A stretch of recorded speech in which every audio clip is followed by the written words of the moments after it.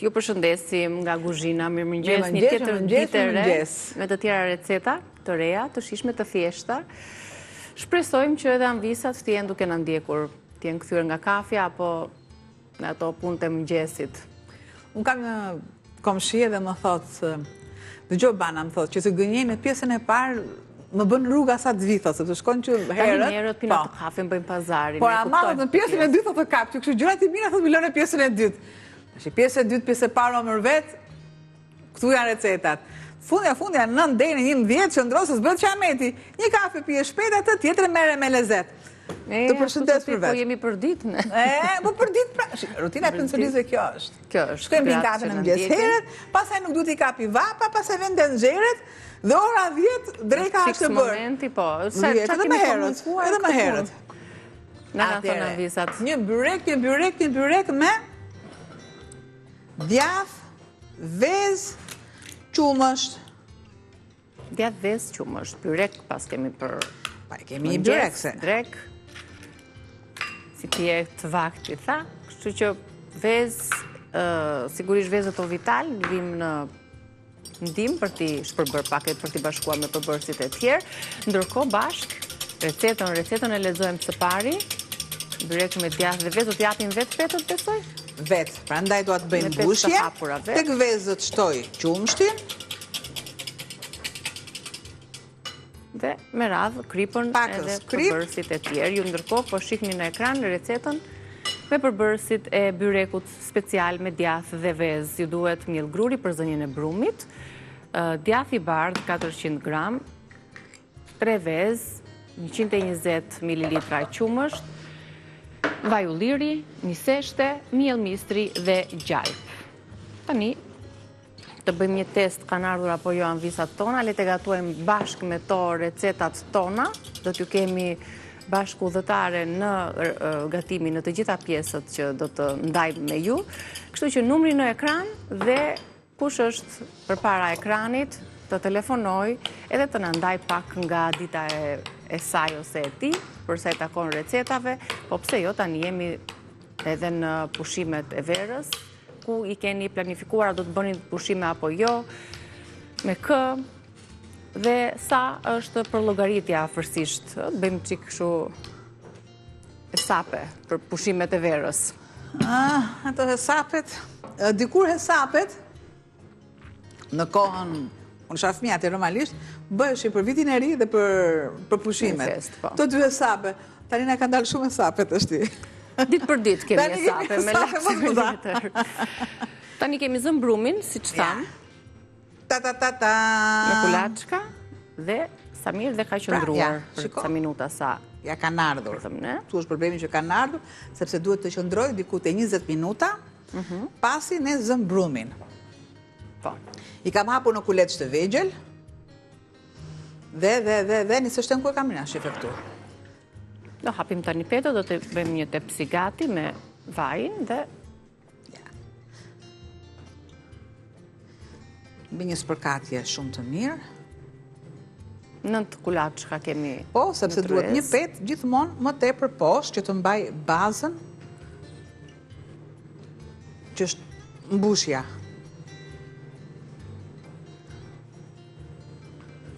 Këtu, dhe jemi.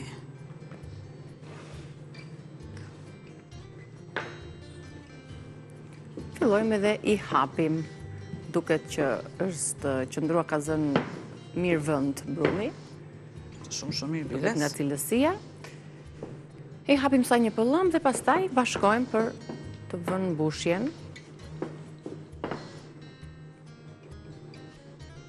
I kemi sjell byrekët nga pranvera e këtej, nga të gjitha llojet, me perime, me lakrishte, me bulmet, të ëmbël gjithashtu. 4, pra 4 petët e para. Pra 5. I bie 5 të para, poshtë e 4 sipër.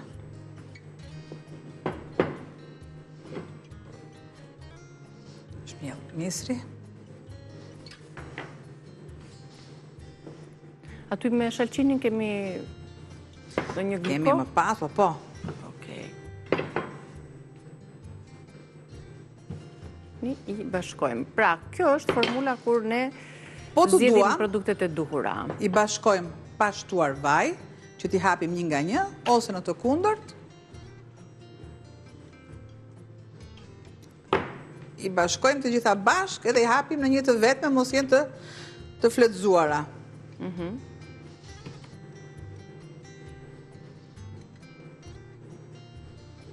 Sepse nuk duhet që të kenë vaj shumë.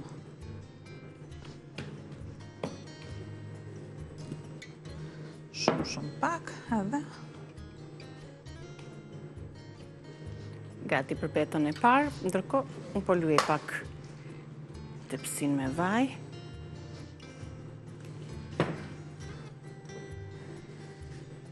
Atëherë, pa I largojmë pak që dhe unë të kem hapësirën andej. Gati peta e vendosim. Pra edhe njerë, mbushjen e kemi këtu me vezë, me djath, me qumësht, vaj, pak krip dhe gati pak gjalp në fund fare të petët, për ta vendosur më pas në furën tonë 200 gradë, fura është e ndezur, Kam vendosur disa për të pjekur. Qep që mos të më digjen, shikojni ki? Lëvoshga qepësh. Lëvoshga janë tharë? Po, sepse nuk dua të më digjen.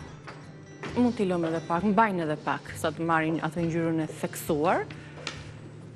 Do t'i përdorim, do t'i grim, do t'i përdorim për ndonjë recetë? Po. E shohim pak më vonë, sa të mbarojmë byrekun, ndërkohë ju keni numrin në ekran dhe na tregoni pak se çfarë gatuani ju në shtëpitë tuaja.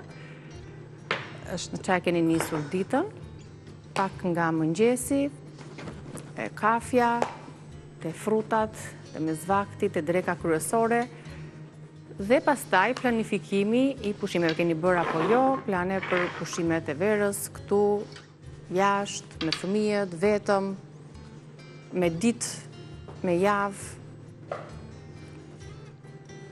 Gati ta vendosim. Duhet ajo furça ose e kam hedhur aq shumë për të përhapur në gjithë sipërfaqen.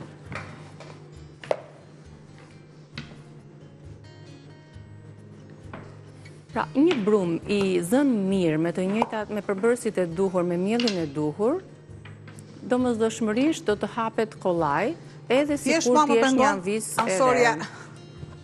Që kam gjërat.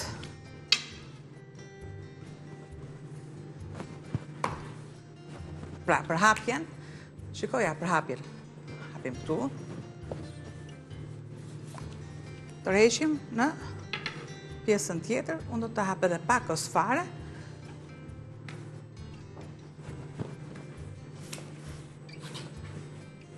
Dhe besoj është mjaftueshëm se kaq që kemi tepsin.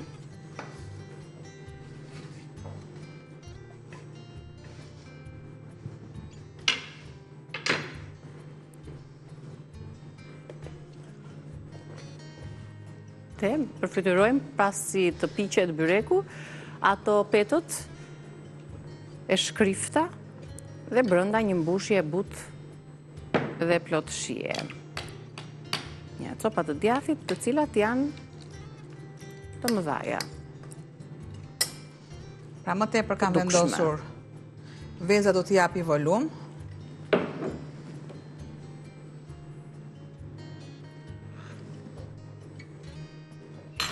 Dhe sërisht e marim tek. Vazhdojmë me pjesën tjetër, ndërkohë recetën e pasere në ekran. Në galerinë e recetave, në rubrikën gatimi në YouTube, do të gjeni të tjera lloje idesh byrekësh për t'i ndërtuar, gatuar në fundjavë apo gjatë javës, që te perimet, byrek me mish, byrek tradicional, byrek pak më modern, byrek për ashtu të ëmbël, kemi sjell me kungull, me lloje të ndryshme perime, ndërkohë sot e kemi zgjedhur që ta mbushim me djath dhe vezë. I duhet miell gruri, djath I bardh, 3 vezë, qumësht, vaj ulliri, një seshte për hapjen e petëve, pak miell misri nëse do ta përdorni. Ku tek brumi mund ta përdorni miell e misrit? Ja, tani në hapje. Tek hapja, e kuptova, dhe gjalp në fund për të shkriftuar dhe për t'i dhënë aromë të mirë byrekëve.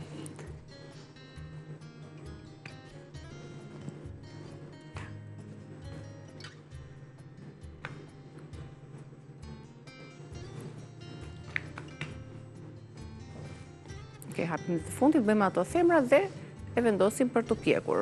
Ndërkohë, ambisat, si duket, nuk do kena arritur në shtëpi pas kafes, ose duke për pazaret, ju kemi sjellë numrin e ekran. Çfarë dalja jashtë është këtë orar që nuk i shqetëson, faktikisht. Ose unë shpresoj shumë të jenë në pushime njërë.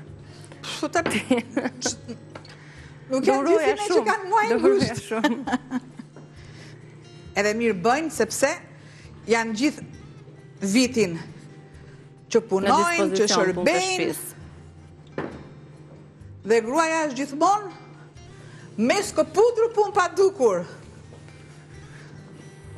Si kur të paguesh edhe puna e shtëpis, e grave zonjave, edhe shtëpijakeve, që nuk ju duket ajo puna, ajo ngarkesa, ajo rëmuja, pronto, gati, gatim, larje, shplarje, kujdesi për shpin, janë është punë e dytë. Punë e dytë është pra. Veta u apë shkëlqyshëm. Vendosim për sipër, do t'i bëjmë ato palosjet.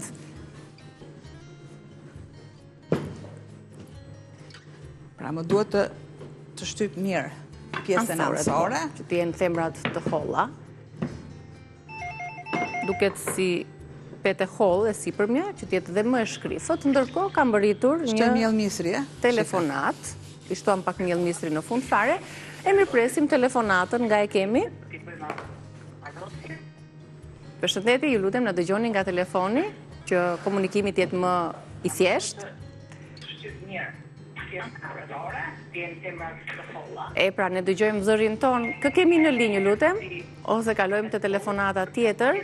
Ju lutem na dëgjoni vetëm nga telefoni, jo nga ekrani, jo nga televizori, sepse interferojmë dhe nuk kuptohemi, nuk dëgjojmë mirë, dëgjojmë me vonesë. Kushdo që na telefonoj, e falenderoj, mund të ripërsërit telefonatën, por këtë këshill e kemi të domosdoshme për çdo hapësirë me telefonata. Ne përfunduam me byrekun, do ta vendosim në furr, ndërkohë t'i bëjmë ndonjë prerje jo, vetëm gjalpin sipër dhe që të kalojmë tek hapësira jonë e mesazhit promocional. Këtu kemi përfunduar me recetën tonë të parë, tryezën do ta sistemojmë për të kaluar tek gatimi i dytë.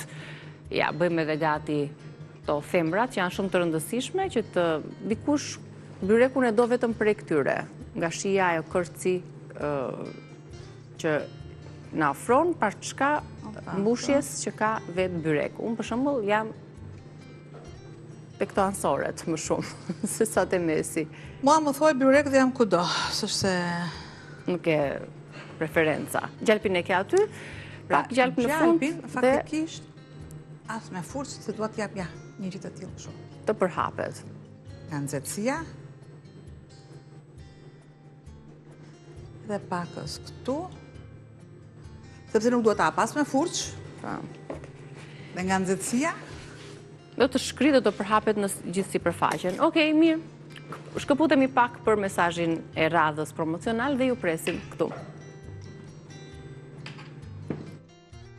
Dhe apo erdhëm në pjesën e dytë, për recetën e dytë, një shalqi, një gliko shalqiri, ku përzgjidhet pjesa e lëkurës.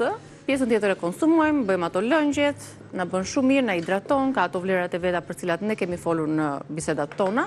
Ndërkohë, recetën do t'ja lexoj tani për glikon e shalqiris, e sezonit tani. Më prit një sekond, duhet sa lexon ti dhe unë shplaj.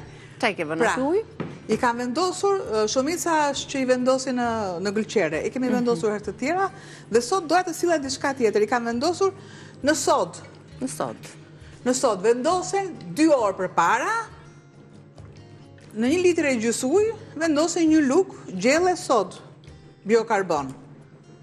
Dhe sa të lexoj Niki, recetën normalisht unë i marr dhe i shplaj. Një shplarje shumë e mirë. Okej. I lexojmë përbërësit atër. Si o ta përgatisim glikon me lëvore shalqini dhe me sod buk, të vendosur në ujë me sod. Ju duhet 1 shalqini plot, mos i hithni ato lëvoret, mbajni, prini në kubik, vendosini më pas në sod. Ju duhet 1 kilogram sheqer, 700-800 ml ujë, 1 lug çaj sod buke, lëngu i një limoni, një pako e vogël me vanilje, ose gjethe barbaros, që më së shumti i përdorin në ambisat edhe për reçelin, edhe për glikot. Pra gjethet e barbarosës, është ajo lulja që e majmë në obor, jo vetëm për bukurim, për aromën, por ja dhe për këto gatimet e ëmbëlsirave të ndryshme, apo glikove, reçelrave në shtëpi, sepse është dhe sezoni tani, që mund të përgatisim lloje të ndryshme reçeli në shtëpi. Reçeli leshtrydhe, kemi bërë më herët, qeshie, pjeshke, fiku e me radhë. Bëjmë një shplarje shumë të mirë të sodës. I presim, normalisht ky ishte një sheqer, shonë se me sheqerin kisha në mend, lëkur holl. Tironësit për qef tyre, për shembull, për qefin e tyre, gjë që e kam nga ana e nënës që nuk lën asnjë pjesë, e lën me buzë të kuqe. Me buzë të kuqe, shelqit me buzë të kuqe. Kurse juglindja e duan që jetë vetëm me bardhë, sepse ajo e ka lezetin që del si kristal. Nga që i kemi vetë buzë të kuqe, nga juglindja, ndaj nuk i lënë buzë të kuqe. Atëherë këtu vendos kam ujin edhe sheqerin. Kisha më pak sheqer dhe shtoj një masë që të më dalë pak a shumë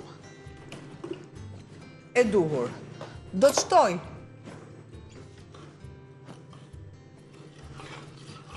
mua më pëlqen që të shtoj pak ose fare krip, shumë pak, tek sherbeti.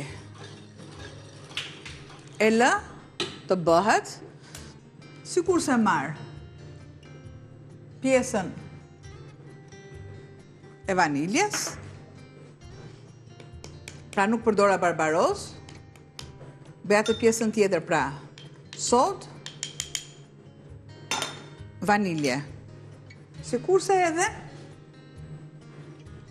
unë që kam këtu? Po është soda me që marru. Sodën që vendosëm lëfoshgat, lëkurat. E përzije mirë. Shumë më pak limon, se kaq, sepse unë kam më tepër se që duhet. Dhe shtoj pjesën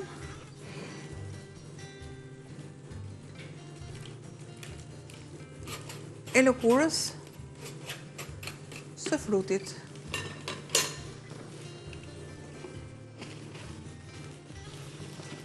Avash të zjej, deri sa ne shikojmë që pjesa bëhet si kristal.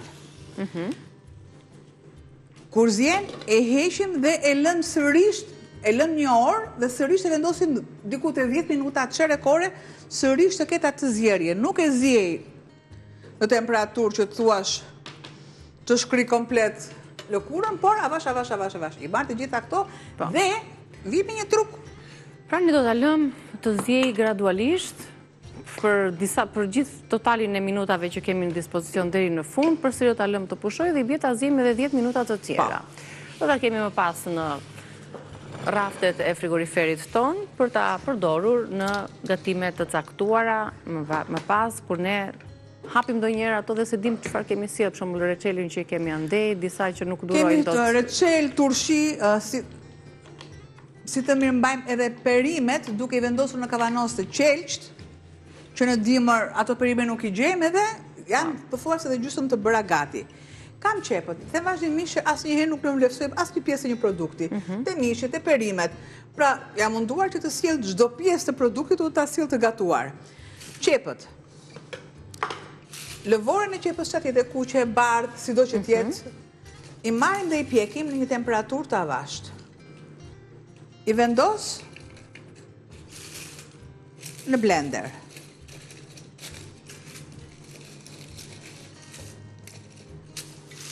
Të gjitha këto këtu. Pra duhet të fahen mirë. Po, duhet të fahen, mos kenë lakështirën.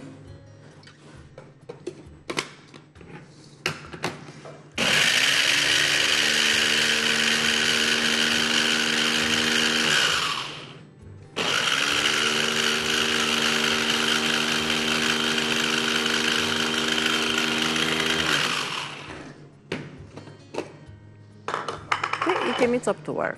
Nëse ne shohim që nuk është bërë akoma coptimi i duhur. Them mos ka qenë ajo e pak e lagur ndoshta. Jo, nuk është e lagur, po është niveli i shpejtësisë të thikave. Helikat nuk janë aq të mpreta më, siç ndodhen në shtëpitë tuaja ose përdorimi tuaj. Pa amortizohen në gjë.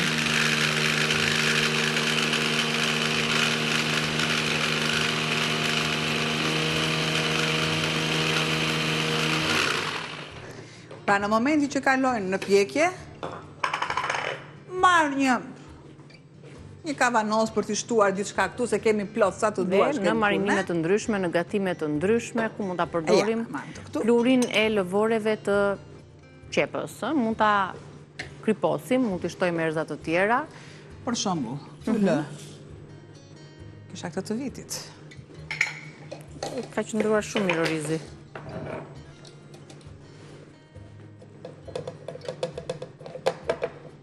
Dhe shtojmë në një kavanos, si që thash, mund t'i shtojmë dhe erza. Bëjmë duar në formën e zemrës që... Dhe kur gatuajmë... Ja. Shtojmë një luk të tillë. Është e duhur në marinim, në gatimet, tek qepa që kemi. Pra qepën e grirë që e grim, vendosim dhe një luk të tillë dhe është e duhur. Duhet jetë akoma dhe më imët. Po. Si pluhur, bëhet më pluhur. Po, bëhet më pluhur. Ndërkohë pra qepa e bardhë dhe kuqet, çfarë të doni ju? Mund t'i bashkojmë të gjitha. Mjafton mos i hedhim, mos çdo gjë reciklohet, mos çojmë dëm asnjë produkt. Ndërkohë këtu kishim te ky kavanozi kishim orizin. Tani është ai sezoni këtyre insekteve i fluturave që drithrat që kemi në shtëpi apo që kanë ngelur nga dimri, kemi kavanozat me to. Gjithmonë, të paktën më ka ndodhur që kanë filluar këto flutrat, insektet që na dëmtojnë, na i prishin edhe na krijojnë një pamje jo të fortë të mirë aty te dollapi.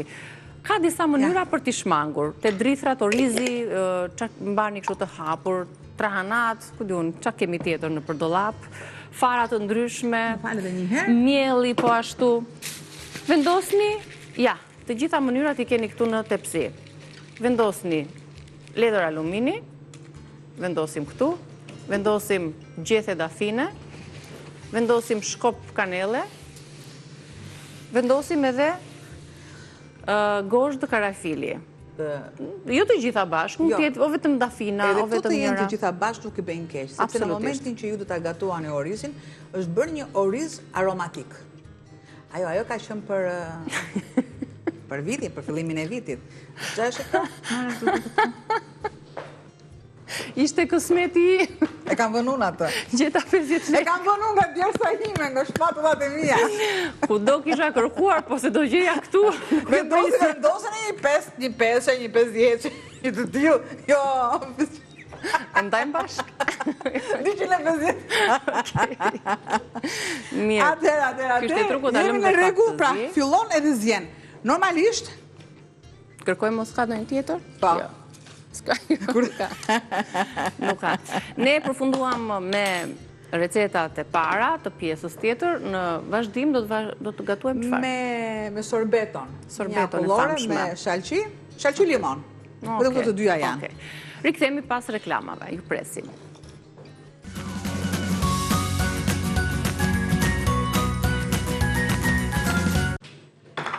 U rikthyem në kuzhinë, vazhdojmë të qëndrojmë këtu, në krye të detyrës. Ti si shefe kuzhine. Gjithmonë gati. Unë si asistente në kuzhinë. Dhe i përmbledhim pak se çfarë kemi përgatitur. Kemi sjell një byrek, është shumë mirë deri tani, ka marrë ato volumi se tham nga vetët është fryrë. Po piqet, kemi kaluar te glikoja e shalqinit. Ja, shiko, fillon edhe ja. Fillon dhe kristalizohet. Po, kthehet në transparent. Kjo pjesa e kuqe në buzët e kuqe. Mos i luj buzët e kuqe. Mos i si ke për të kuqe sot ti. Të shkon shumë e kuqe. Ja, lash ti të shkon shumë e kuqe. Shiko, ja. Fillon dhe kristalizohet. Po, buzët e kuqe lidhen shumë me vetbesimin. Varet, sot mbase s'kam qenë me aq me vetbesim të lartë. Kush i lyen buzët e kuqe tregon vetbesim në veten e vet. Atëherë shto dietet limonit. Soba përfundoi, me që të na dha dhe këtë shenjë për të... Shtova pra, lëngun e limonit. Mirë, këtë shumë. Nëse duam kështu krokante, nuk i shtojmë ujë për ta zbutur. Nëse e duam ashtu të butë, mund të shtojmë ujë edhe pecetën sipër dhe gati për ta shijuar. Një sekond. Opa.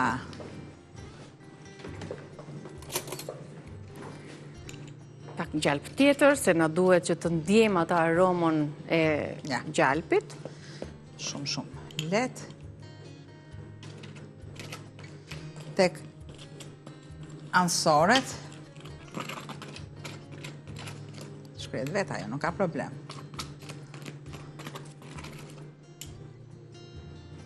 Në mënyrë që peta e sipërme të jetë e butë.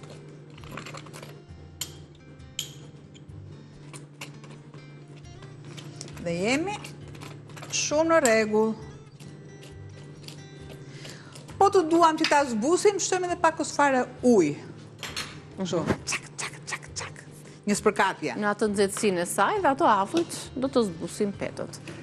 Tani, le të vi tek bëjmë sorbeton. Shojmë pak përbërësi, çfarë na duhet për përgatitjen e sorbetos me shalqi. Një nga frutat më hidratuese, na bën shumë mirë, na jep energji. Nëse e konsumojmë, sigurisht është më mirë në mëngjes. Sorbeto ka këto përbërës. 4 gota me shalqi të prerë në kubik, pa fara. Një lugë gjelle me lëng limoni dhe gjethe menteje për servirjen e sorbetos. Fetat e shalqirit në ngrirje, apo jo? Ne kanë qëndruar për disa orë. Kur ne kemi qëruar dhe kemi mbajtur pjesën e lëvores për të bërë glikon, të cilën po e zjemi në temperaturë të ngadalt. Shtoj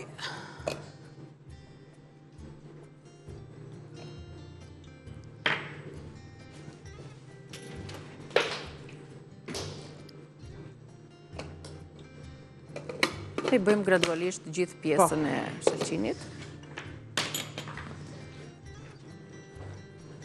Normalisht mund ta kaloni, pra unë e sill gjithmonë me mjetet më që mund t'i kenë të gjitha. Po.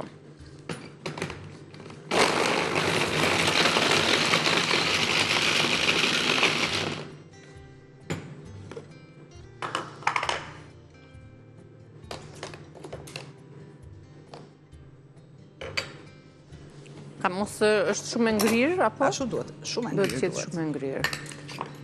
Ja, e tillë duhet.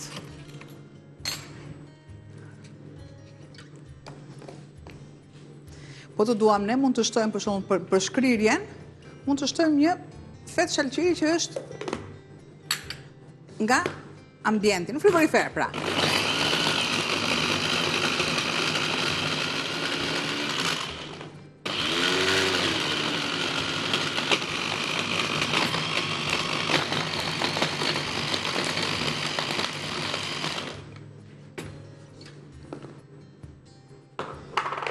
Duket si kur grihet ajo, duket si kur ndryshon dhe pak ngjyrën. Sërish. Ne vendosim aq copa shalqin sa na merr. Unë do përdor pak fare sheqer, ne kam në sheqerin unë. Ja kemi aty. Ta marr unë? Që mos ikim të dyja për një gotë sheqer. E ndihmojmë me pak sheqer. Sepse sheqeri e shkrin.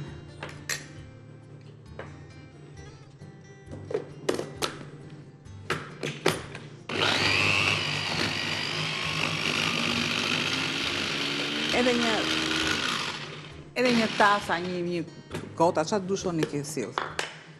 Prandaj them që sheqeri.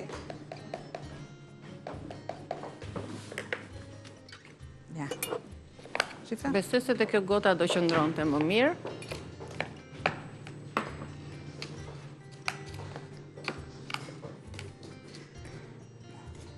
Vendosim aty. Faktikisht këto vendosen në tasa, unë e lash për ngjyrën, se këto vendosen sërish nëpër tasa, vendosen sërish në frigorifer, me lëngun e limonit përsipër dhe me pak sheqer. Me ndonjë gjethe mente dhe e shijojmë atë aromën karakteristike që përhap gjethe mentes. Më duhet të marr një tas. Një nga bimët që nuk duhet të mungojë si tek uji, tek çaji, te lëngjet, te smoothie, tek sorbetot, te çdo gatim tjetër, sepse përveç se na mban të hidratuar, na lufton ato gazdrat e tepërta të barkut, në ndihmon për tretjen, ka shije fantastike, po flas për menten. E lë këtu tash dhe filloj sërisht me pjesën tjetër të shalqinit. Normalisht, fillon duke u shkrirë, bëhet akoma edhe më mirë, po duhet të jenë në ngrirje.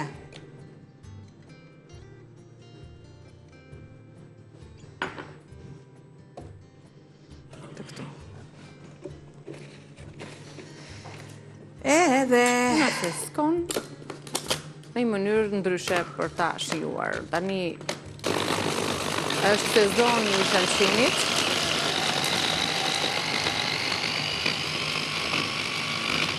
Shpresoj mos ketë njëjtat probleme tregu, siç ka patur në vitet e shkuara për fermerët, domos në Lushnjë, ku shumë sasi e shalqinëve kanë ikur dëm, për shumë faktor, ndaj mirë është që në sezon, kur kemi këtë sezonin e frutave të stinës, ne t'i drejtojmë produkteve të vendit, produkteve shqiptare, të zgjedhim ato për të ndihmuar dhe fermerët, por edhe për të ushqyer sipas sezonit. Nëse do ishte, ka dhe disa copa të tjera, se është pajisja vogël, ne kemi zgjedhur t'i bëjmë gota, që t'i lëmë pak kohë copave të tjera të lëshohen. Për shembull, po të dua. E ndihmoj me 2 lugë nga sherbeti i nuk shtoj kos. Shumë pak. Po të doni, ta kaloni në nivel tjetër, shtoni kos. Por, duhet jetë e tillë aq e ftohtë. E grim mirë, ndërkohë dëgjoj një telefonat. Presim zonjën që ka telefonuar. Alo, përshëndetje. Përshëndetje, mirë mëngjes. I thuaj Albanës, quhet një mëngjes. Mirë mëngjes. Quhet akullore me e ngrirë, nuk quhet që. Çfarë emërim është i vini këto kështu? Ç'është ky emërim? Dëgjoj, emërimin në shtëpinë tuaj ju e vini si të dëshironi ju. Kurse unë vendos sorbeto, jo se dua unë, jo se më pëlqen mua, po sepse kështu e ka emrin. Po i vut stop gjërave, po urdhëro? Po i vut stop gjërave nuk shkon. Ajo veç gjërat gatuara nuk i pretendon sikur bën diçka, pasi gjosës, nuk është ajo që bën. Atëherë zonjë, e njihni termin monin? Po jo, ta pyesi pak zonjën se si e përgatit sorbeton ajo me fruta të tjera. Termin monin e njihni? Cila është kjo? Monin. Termin monin. Pra, është një shurup që është në të gjitha frutat. Dhe akulloreve i shtohet gjithmonë ky përbërës.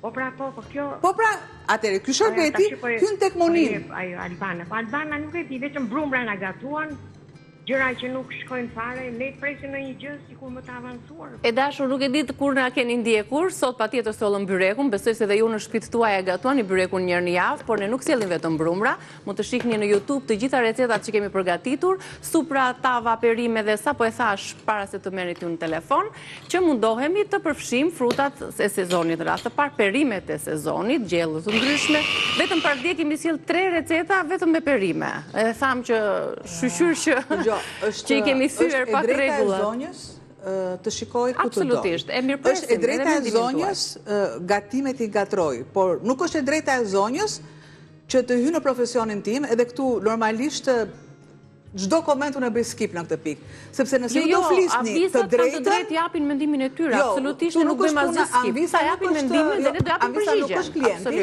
dhe klienti ka gjithmonë të drejtë. Po pse ti ndërpresim ne mendimin e lirë Anvisave? Por do desha të jemi verdiktin e duhur, jo ambicie, jo inat. Anvisat të japin të thonë çfarë të duan. Përgjigjen e marrin këtu nga ne, për t'u treguar se si përgatitet diçka. Pastaj, nëse ju nuk ju pëlqen sorbeto dhe ju pëlqen akullore, për që është e drejta juaj komplet. Shkoni në dyqan dhe keni të tilla plot sa të dush. Absolutisht. Nëse do ta provoni në shtëpi dhe ju, me siguri që do telefononi një ditë më parë dhe thoshin po ishte shumë e shijshme, ne kemi si motiv kryesor shijen e recetave. Mjafton që ato të na shijojnë të jenë të shijshme dhe të kujdeseni pak për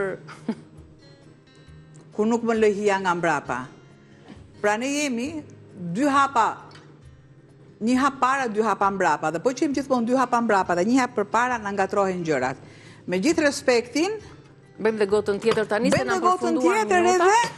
Na përfunduan të gjitha. Tate du fuston, ta blenë tata për baron, tate du këpuc, ti blenë tata me majuc. Thot në njërë dhe njërë, i të tralala të isha. Papa, i fus tralala në fus pa. Atër, presim edhe telefonatën e fundit, se në fakt sa o të ambyllja këta, pësi se do kalojmë në publicitet, po, përshëndetje. Përshëndetje, a mund të bëjë telefonat me zonjën Albana dhe me zonjën Niki? Po, bashkë të flasim, je drejt për së drejti në kuzhinën tonë. Përshëndetje. Përshëndetje. Po, përshëndetje. Përshëndetje. Atëre, jam një adhurusja e zjarët, jam një adhurusja e zjarët e Albanës. Falemderit. Falemderit, zonjë. Shumë falemderit. Po, të lutem na dëgjo vetëm nga telefoni, që të mos marri minuta. Alo, pra një minut. Albana... Ule pak zërin e televizorit vetëm, kaq. Yes. Albana ditë gatua jo vetëm byrek, po të gjitha llojet e ushqimeve që mbizotrojnë në të rruzull tokëtor. Që nga peshku, mishi, zazaratet, frutat, të gjitha në asortimente nga më të ndryshme. Jemi shumë të kënaqur, e shoh për dita dhe gatua e gati të gjitha gjërat që gatuan në Albana, pavarësisht moshës që kam. Faleminderit, shumë falemderit dhe të tregoj zonjës se si bëhet akullorja. Ja, kjo është finalja. Gatuan të gjitha trevat e Shqipërisë. Shiko si është akullorja? Ja. Ju përqafoj fort. Edhe ne shumë anvisa të tjera që na kanë ndjekur për gjatë hapësirës së sot, me shihemi nesër dhe më bëj gati një gotë të një gotë për ty, një gotë për tjetrin, një gotë për anvisën, për tjetrën. Për të gjithë. Se sot nuk është ka parlament, kështu që do të jemi përsëri bashkë për të biseduar rreth një aktiviteti që mbahet në Itali, që plet diasporën artistët aty dhe është shumë bukur kur ato të shprehin ndjenjat dhe emocionet e tyre edhe në vendin ku jetojnë, duke sjellë një copës arti nga Shqipëria. Dhe më pas kemi një reportazh të xhiruar jashtë studiove tona për të sjellë historinë e Jonidës, një vajzë e cila lë Amerikën për Shqipërinë, lë profesionin si arkitekte për t'u përkushtuar jogës. Pas pak.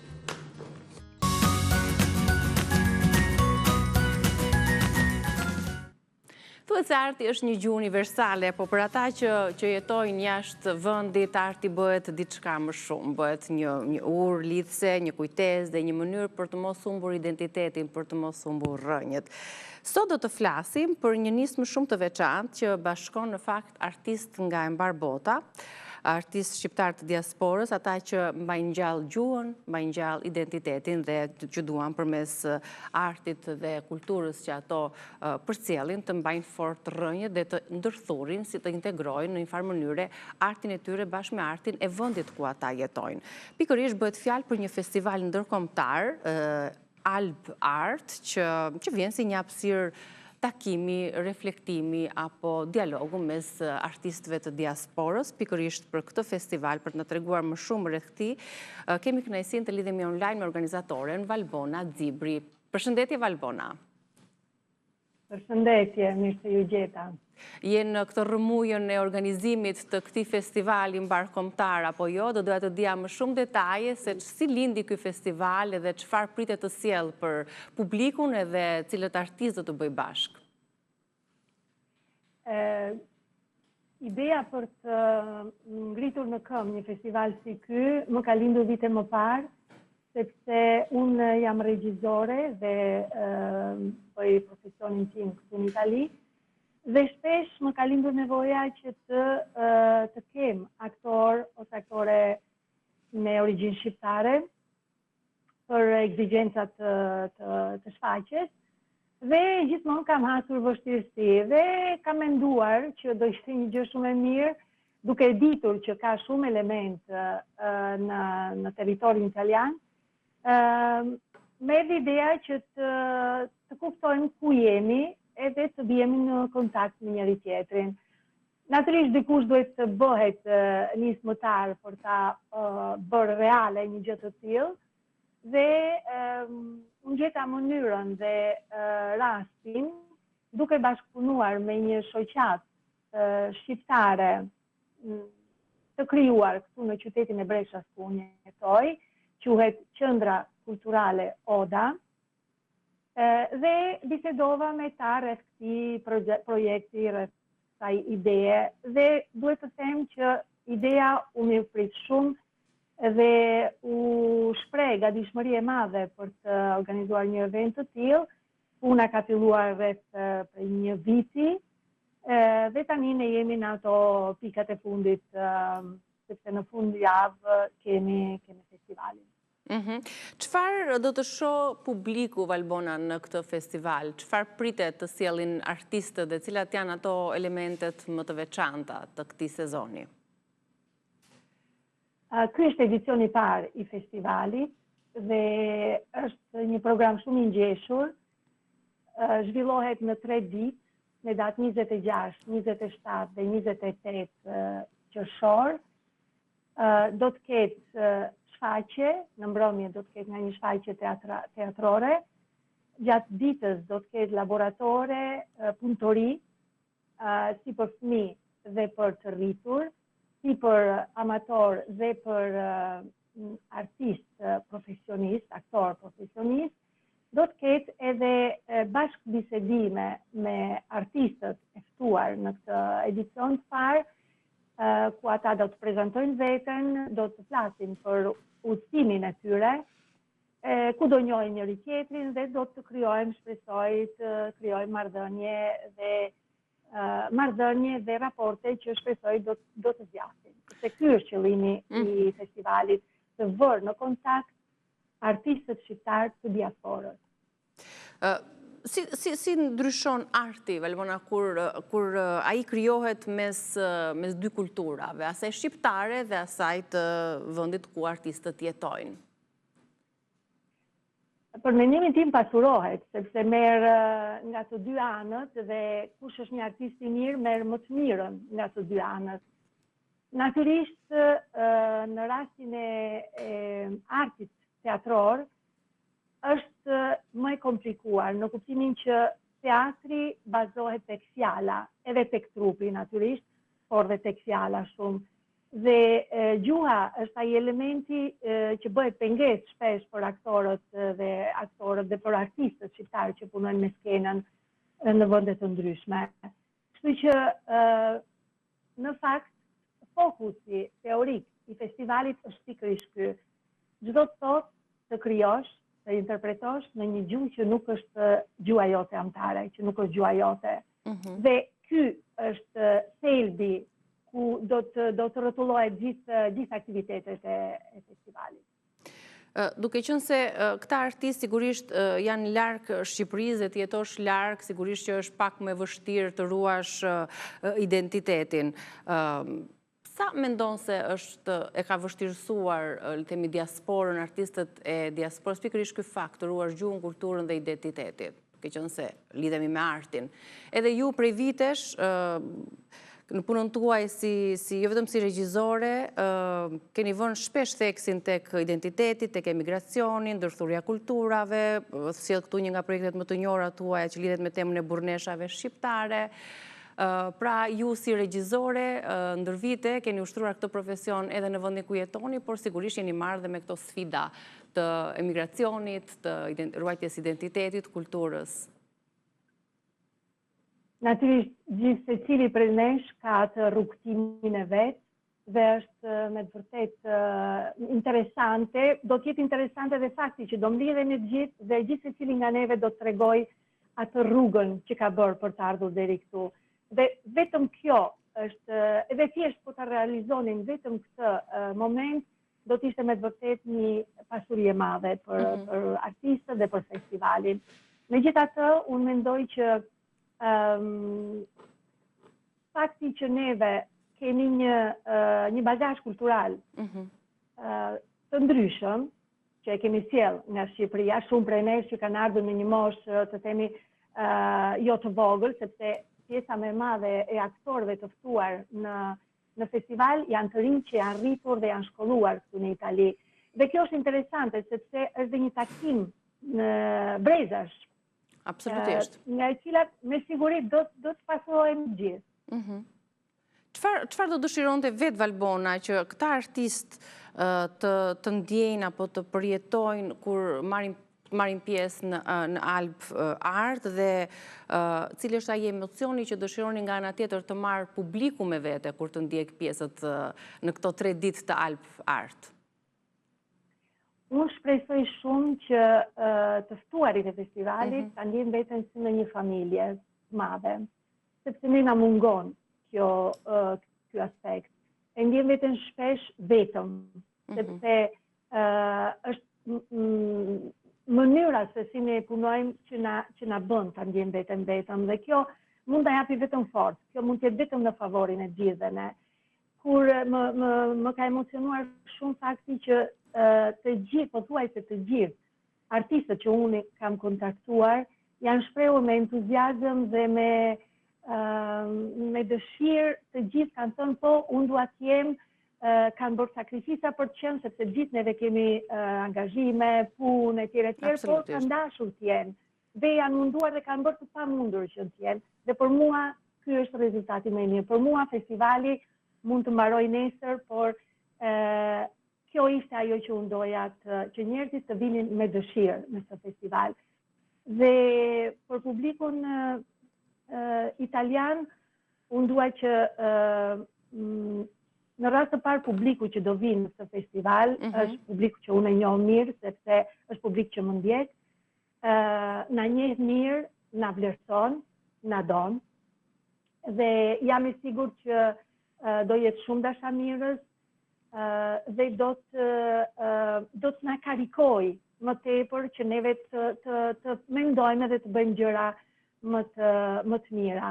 Me siguri do iki nga ky festival me një përshtypje shumë të mirë, me një dëshirë për të kthyer prap vitin e ardhshëm nëse festivali do të vazhdojë. Pra, është në projekt që ky festival të vazhdojë të mbledhë artistët e diasporës për të ndjerë artin e tyre, për ta shijuar artin e tyre, sepse vetë arti, teatri mund të ndryshojë skenën, mund të ndryshojë qytetin, mund të ndryshojë gjuhën, por emocionet që përcjell padyshim mbeten po ato të njëjtat për çdo publik që e ndjek dhe duar të ketë.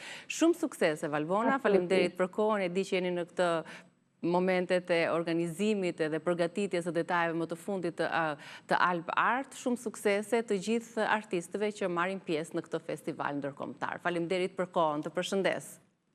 Faleminderit. Faleminderit Valbona. Ndërkohë ne do të vazhdojmë me Rezën, vetëm pas pak do të jemi sërish bashkë.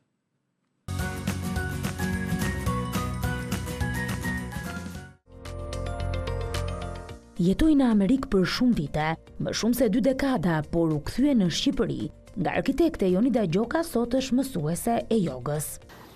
Jam njohur me jogën që në 2007 në Amerikë. Në fakt joga më erdhi në momentin që unë kisha nevojë më shumë. Sepse nga jashtë dukesha sikur kisha gjithçka. Kisha një biznes të mirë për interior design. Dhe punonim, kishim kontrata shumë të mira me njerëzit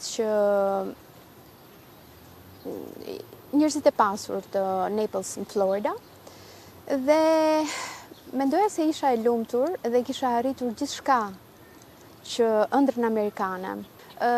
Në fakt ikja ime ka qenë më shumë si revolt.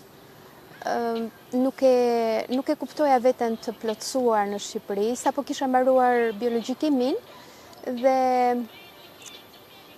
po mendoja domethënë që çfarë kam pas kësaj. Okej, i mbarova studimet e mia që në fund nuk ishin domethënë se i zgjodha unë, por ashtu erdhi rrjedha dhe shkova në biologjikimi. Mbas kësaj ndjeva një boshllëk jashtëzakonshëm dhe mendova dhe kalova në një depresion të vogël, sepse mendova që okej, çka ka për te kësaj. Pastaj u njoha me tim shoq dhe ai më propozoi domethënë këtë ikjen, këtë daljen jashtë Shqipërisë. Dhe e pash si oportunitet. Mendoja domethënë se ëndrat e mia nuk realizoheshin dot këtu, isha e sigurt për këtë. fillimi në Amerikë nuk ishte i thjesht, nga lavanderia deri tek arkitektura dhe jetesa në zonën e vipave amerikan. Në fillim fare kanë qenë net pa gjumë, net ku ti përballesh me realitetin që ishte një zhgënjim, kur në fakt aty duhet ja filloje punës nga e para, nga punë, për shembull puna ime e parë ka qenë në një laundry, në një lavanderi, dhe kam qenë customer service, do me thonë merja rrobat e njerëzve. Dizajni erdhi sepse unë asnjëherë nuk e kam pëlqyer biologjikimin, pavarësisht se tash e dashuroj shumë. Dhe duke ardhur nga dy artistë, nga një familje artistash, më duk sikur ishte pjesë e natyrshme, një rrugë e natyrshme imja. Me shumë dëshirë e kam bërë si shkollë, megjithëse ishte si plotësim më shumë se sa për të marrë një diplomë, apo nuk ishte e rëndësishme ajo, sepse unë e kisha biznesin tim. Po ishte për të edukuar dhe për të shërbyer më shumë biznesit tim. Papritur u zgjova një mëngjes dhe ndjehesha shumë bosh, sepse në dukje ishte një shkëlqim i cili, më thënë, kisha makinat e duhura, kisha një shtëpi që ishte në një adresë shumë prestigjioze. Po ama unë çdo cent të kësaj shtëpie ne e paguanim me shpirtin tonë. Dizajnatorit italian Ferragamo kem dizajnuar banjon, sepse nuk arrinte të bënte një meç të ngjyrave, muri ishte shumë i veçantë dhe mbas 10 njerëzve që nuk arrinin ta realizonin atë që donte ai, unë realizova. Për një punë shumë të thjeshtë, një banjo pasanikë shkonte $150,000. Prandaj dhe ishte kjo ardhja në Shqipëri, sepse mendova që, unë kam gjithë të gjëra, arri që t'i paguaj, por ideja është që am kanë bërë të lumtur, a i kam arritur në vërtet ëndrrën amerikane, dhe kur pyesja veten, shpirti ulte kokën, thoshte jo, nuk e arritur asgjë, ti ndihesh bosh, derisa ndihesh bosh, do të thotë që këto janë vetëm lustra, këto janë vetëm shkëlqimi. Sot Jonida bën yoga dhe e mëson për të tjerët që ta praktikojnë, një disiplinë që nis herët në mëngjes. Jemi pa dal nga krevati. Jemi këtu, hap duart, i drejtoj gishtat si antena, edhe marr frymari kockore. Normalisht fryma merret nga hunda, por siç e dim, lëkura jon ka të gjitha elementet e një organi të madh frymares. Siç kemi mushkrit, kjo është një organ i madh frymarje. Dhe në çdo qelizë, në çdo pore të trupit, marr frym ngadalë, dhe shkoj me frymarin aty ku për shembull kam probleme, gjatë natës kam djerë dhimbjen e këmbës apo po e para fare e marr frym që të ndjehem e gjallë. Marr frym dhe ndjej praninë e gjithçkaje brenda meje. Marr frym, marr shëndetin, marr dritën, marr minjoje. Kujtohem se për çfarë duhet jem mirënjohëse. Jo se kujtohem për herë, por shpesh e bëj që në trurin tim, në mendjen time, të jem e përmbushur. E pastaj ngrihem dhe bëj ushtrimin, përgatis trupin, se aq e rëndësishme, më e rëndësishme është shkarkimi, jashtëqitja, se sa ushqimi që ham. Sepse në qoftë se ti nuk shkarkon gjithçka që ke ngrënë një ditë më parë, bëhet moçal për sëmundje të tjera. Atëherë vëm duart te këmbët, edhe fillojmë lëvizjen e barkut. Këtu te barku është agni, është zjarri, dhe ndihmon për tretjen e trupit. Dhe tani, muskujt e barkut do shkojnë sipër, do kalojnë poshtë. Nuk e di, mbase anash, marrim frymë, nxjerrim frymën që organet mos lëvizin dhe pastaj bën lëvizjen e barkut.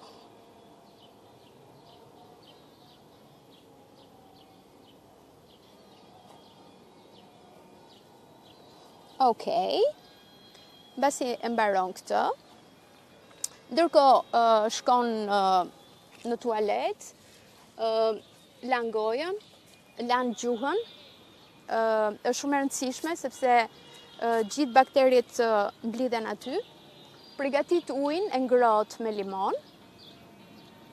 Ato unë e vë gjysore në diell për të marrë rrezet e para të diellit, janë shumë të rëndësishme, sepse ato jo vetëm ulin dhe përgatitin trupin që lindi dita, është gati për të bërë aktivitetin e ditës, por edhe marrë vitaminën D, që është shumë e rëndësishme, dhe ndërkohë edhe uji merr po ato rreze, edhe kur e pi ujin, ulem në këtë pozicion.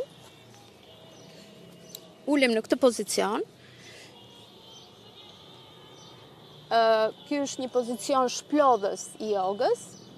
Për shembull, kur njerëzit janë shumë të lodhur, është një pozicion që edhe sistemi nervor shkarkohet, trupi shkarkohet, dhe atë që ti konsumove një ditë përpara, ta përgatitesh që të shkarkohet nga trupi.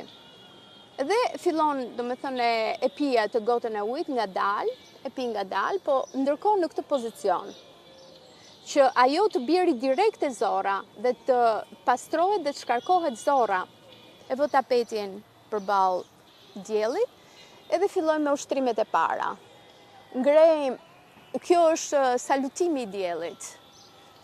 Duart sipër, kalojmë mbrapa. Këtu shtylla kurrizore, shkon përpara, shkon mbrapa. Ulemi, duart në tapet, njëra këmbë shkon mbrapa. Tjetra është e përthyer përpara. I ulim duart, çojmë këmbën tjetër nga mbrapa. Rrim në këtë pozicion. Pastaj ulim gjunjt. Ulim kraharorin, kokën, rrëshqasim përpara. Këto janë lëvizje të cilat duhen që shtylla kurrizore, mendja, truri, neuronet të zgjohen. Shkojmë në down dog. Pastaj kalojmë përsëri këmbën përpara. Me këmbën tjetër, palosemi. E ngrihemi nga dalë. Harkojmë. Këtu i çojmë energji, sepse gjithë portat e energjisë tonë ndodhen në shtyllën kurrizore. Dhe duke bërë këto ushtrime, jo vetëm që e kemi ngritur trupin nga gjumi, por kemi ngritur edhe energjinë. Por ja si mund të shkarkoni stresin nëpërmjet jogës? Janë dy pedale brenda nesh. Njëri pedal i sistemit nervor, njëri pedal është gazi. Ky është baras me stresin. Stresi thot vrapo, lufto, strapaco.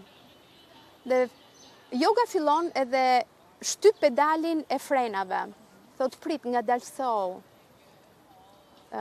riparo, dhe meri do me thënë problemet apo jetën, mere si që ajo është. Jo me zërin e mendjes apo me historinë që të tregon mendja. Shtyp frenin dhe ulu me veten tënde. Ulu 5 minuta. Bën frymarrjen për shembull, bën frymarrjen 4, 7, 8. Merr frymën, mban 7 sekonda.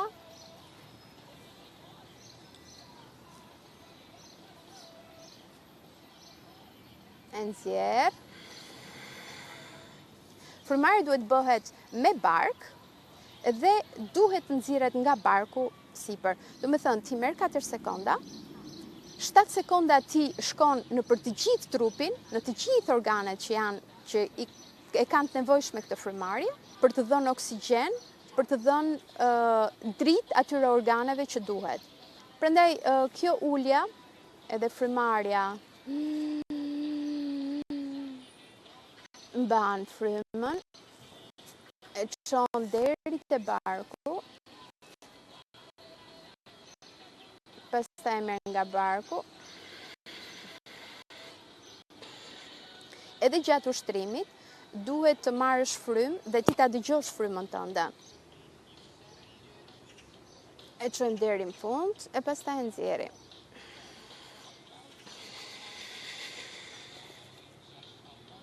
Për shembull, në qoftë se ndjehemi të lodhur ose na shtyr zemra, e vëm dorën sipër zemrës, edhe duke marrë frymë, i thua vetes që ti je mjaftueshëm, ke vlera për mua. Nuk ka nevojë që dikush të miratoj apo të bëhesh e dukshme për të tjerët, sepse jemi bashkë këtu. Do me thënë, ky është kontakti i parë, kontakti që ke me trupin tënd, dhe kjo është e bukur e jogës sepse të vën në kontakt me trupin. Dhe është frymarrja ajo që të ankeron me trup. Me thënë, momenti që ti merr frymë, mendja do shkojë në trup. Dhe në atë moment ti ndjen një paqe, një qetësi. Sigurisht që duhet përshëndrim, por edhe 2 minuta në ditë mund të ndjehesh shumë e bollshme. Është një metodë tjetër, për shembull, je në dhomën tënde e ulur dhe shikon 5 elementë të dhomës. Për shembull, rrobat, karriken, çarçafët e tua, murin, pasqyrën. I shikon dhe rri për pak sekonda aty. Do me thënë, përqëndrohesh aty. Pastaj nga kjo, prek 4 gjëra. Pastaj dëgjon 3 gjëra, zërin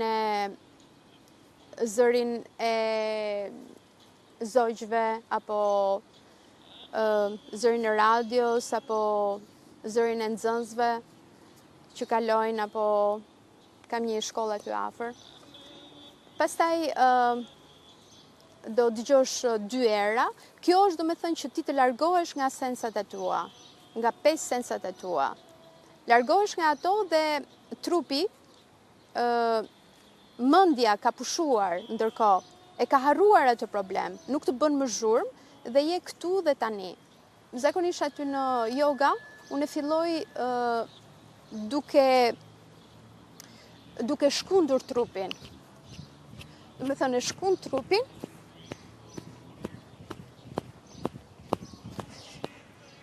kjo është e rëndësishme, dhe pastaj kjo është një tip manipulimi energjisë.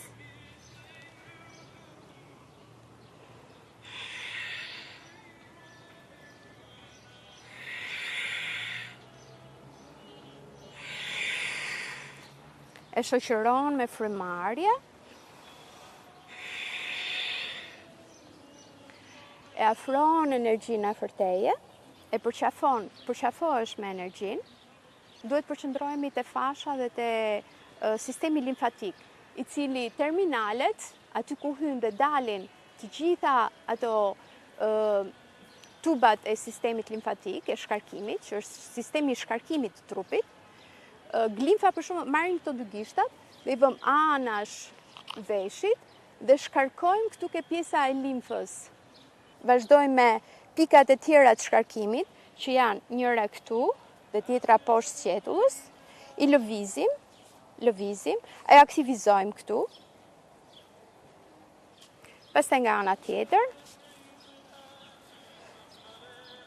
që ky sistem të shkarkoj. Pastaj fillon me pjesët e tjera të limfës, të sistemit limfatik që janë këtu. Pastaj fillon me këmbët, me trupin.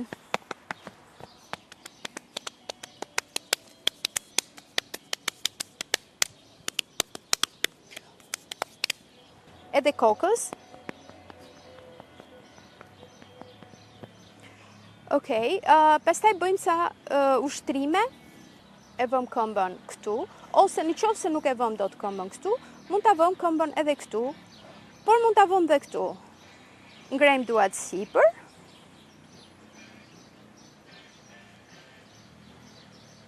Ngrejmë duart sipër dhe rrim këtu. Ndërkohë, shiko si shkarkojnë, do me thënë, të gjitha pjesët e trupit. Në momentin që ti ngrihesh lart, të gjithë trupi jo tërhiqet, atëherë ajo fasha e trupit, që është sistemi i cili lidh të gjitha organet, lidh të gjitha pjesët e trupit, muskujt, mbulohen me fashën dhe jep sinjalin që jemi gati për ditën përpara. Ushtrime të thjeshta për gjurin, mund të jetë ky ushtrim. Rrim këtu, ose edhe ulur në karrike, ulemi këtu, e shtyjmë gjurin, edhe këmbën tjetër. Një ushtrim tjetër që është shumë i mirë, është edhe ky ushtrim. Pjesa e kofshëve duhet të jetë komplet poshtë. Mund të ulemi edhe gjurin, në qoftë se nuk e mbajmë dot. Mund ta ulim gjurin, ta shtrim këmbën nga mbrapa. Harkojmë dhe shtyllën kurrizore. Pastaj ngrihemi. Shkojmë anash, hapim duart, edhe një herë tjetër. Pjesa e legenit është pjesa e ijeve, është pjesa më e fortë e trupit dhe sa më e fortë jetë ajo, aq më e lartë gjatësia jonë.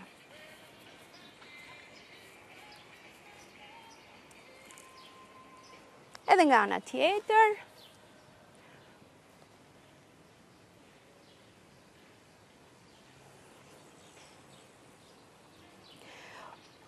Bën lëvizjen e kyçeve të këmbës.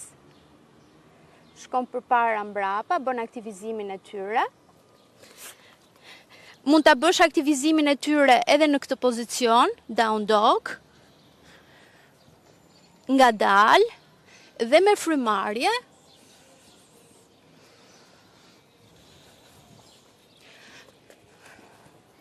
Ndërkohë, mund ta vësh edhe gjurin aty në tokë që mos dhe hap këmbën. Kjo çon presionin te ijet, te kofsha.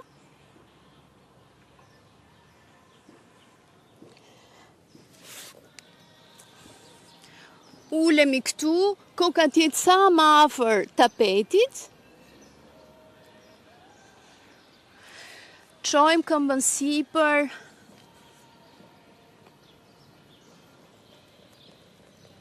E kapim këmbën përpara. Edhe ky është ushtrim fantastik për të aktivizuar gjurin, për vithet, për legenin, për femurin. Okej. Çojmë sipër, harkojmë shtyllën kurrizore. Dhe nëse mundemi të rrim këtu. Okej, gjithmonë mendja do të thotë, okej, mjaft, ngriu, nuk po duroj dot më. Por këtu është ajo ndryshimi. Ti e ndjen atë urgjin e mendjes për të ndryshuar, por ti thua prit. Me anë të frymëmarrjes sistemi nervor e relakson trupin dhe trupi lëshohet.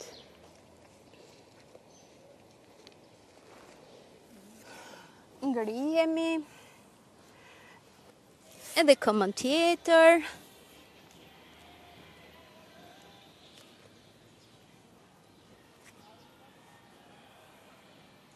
Mund të bëjmë ulje të trupit, ngritje. Sigurisht janë lëvizje të kontrolluara. Janë lëvizje të kontrolluara dhe janë lëvizje me frymëmarrje.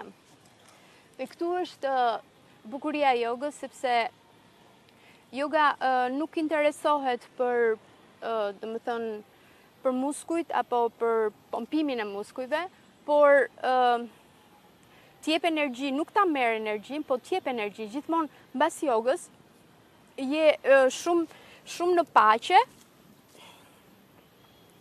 dhe je gati e shlodhur.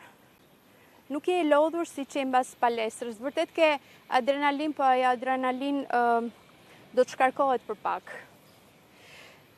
Kjo përsëri, domethënë, është një ushtrim që është mirë për pjesën e femurit, e legenit,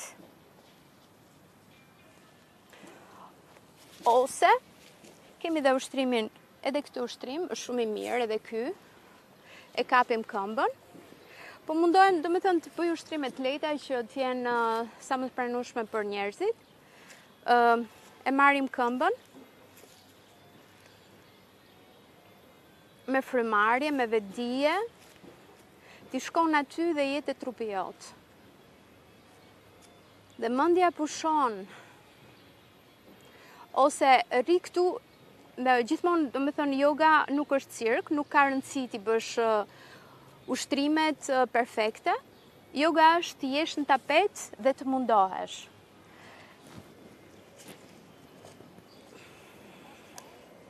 Dhe vlerësohesh për mundin që bën.